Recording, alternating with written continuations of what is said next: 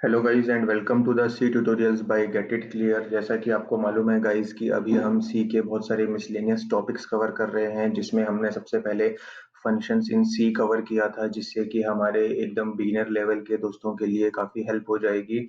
So guys, आगे बढ़ने के पहले और सी के बहुत सारे ऐसे छोटे छोटे एंटिटीज को देखने के पहले हमें एक पॉइंटर्स का कंसेप्ट समझना बहुत ज़रूरी है। इसके लिए हम आज की टॉपिक में आपको पॉइंटर का इंट्रोडक्शन देंगे, देन हम इसका प्रैक्टिकली भी समझेंगे कि ये क्या होता है, एंड देन हम इनके आने वाले जो हमारे सेशंस होंगे उनमें हम देखेंगे कि इनका कंसेप्ट एग्जैक्टली होता क्या है, कैसे हम इन्हें सी के अदर छोटी छोटी एंटिटीज जैसे कि एरेज हो गया उनके साथ यूज करके कैसे अपने प्रोग्राम को ज़्यादा एफिशिएंट बना सकते हैं।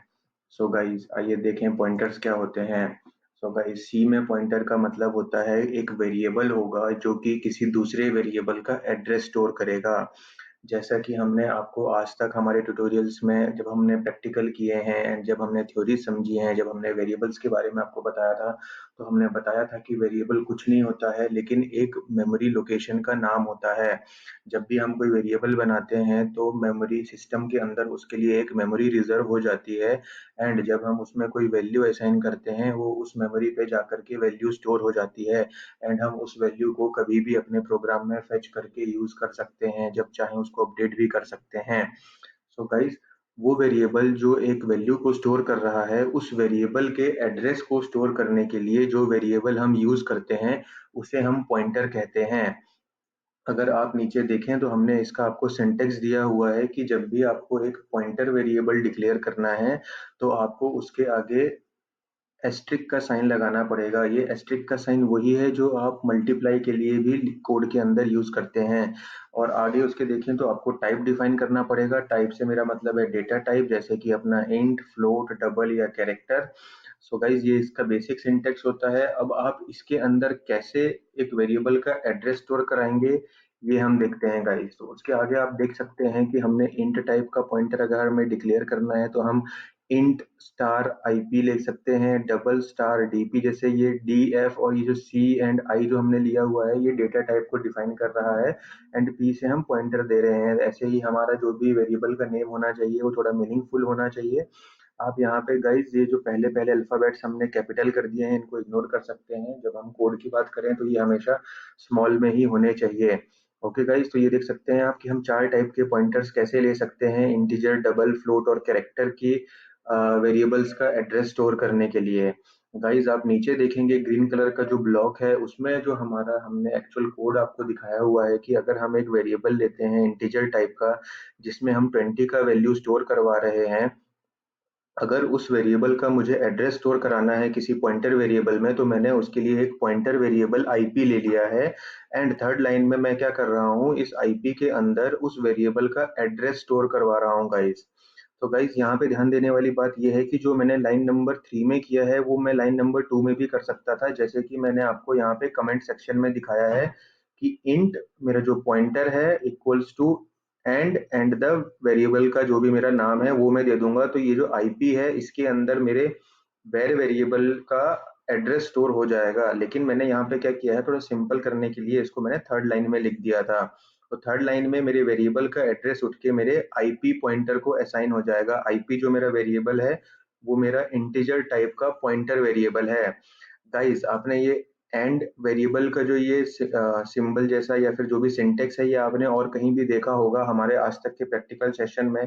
जब भी हम यूजर से कोई इनपुट एंटर करवाते हैं, जैसे कि हमने कोई ये मेरे पुराने प्रैक्टिकल सेशन में से मैंने एक कोड उठाया हुआ है जिसमें हमने एक नंबर टाइप का वेरिएबल लिया हुआ था, एंड हम यूजर को बोलते थे कि इस नंबर की वैल्यू एंटर कीजिए।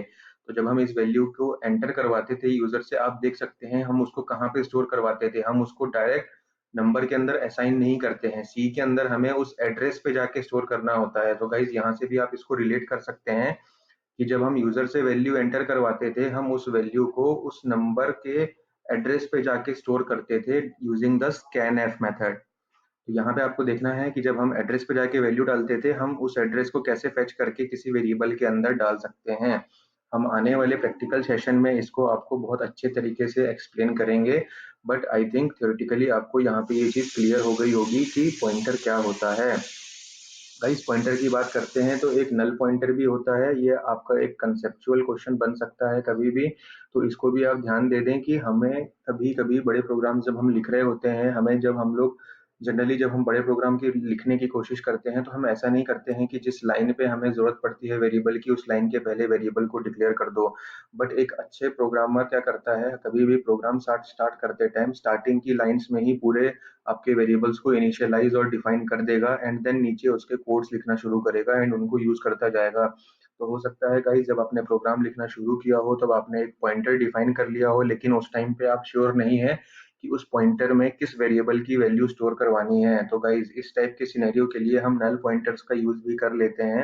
अगर आपको दिख जाए कि किसी ने नल पॉइंटर का यूज किया हुआ है, जैसे कि मैंने नीचे आपको दिखाया है, अगर मैंने एक इंटीजर टाइप का पॉइंटर लेके उसके अंदर कैपिटल NULL डाल दिया है, मतलब मैंने नल असाइन कर दिया है, तो इसके अंदर जो एड्रेस स्टोर होगा वो होगा 0।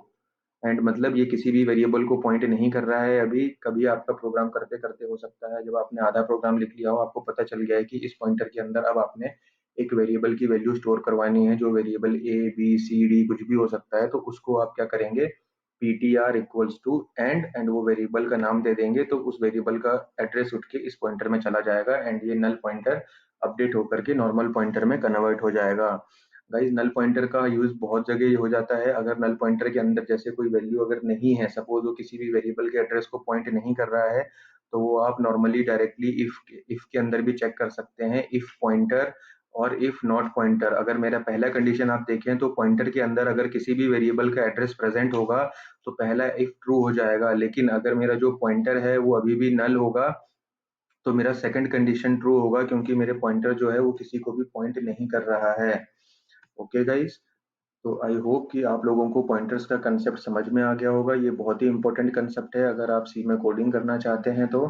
एंड अगर आपको ये वीडियो हेल्पफुल एंड अच्छा लगा हो तो इस वीडियो को लाइक करें and gate it clear channel को सब्सक्राइब करें।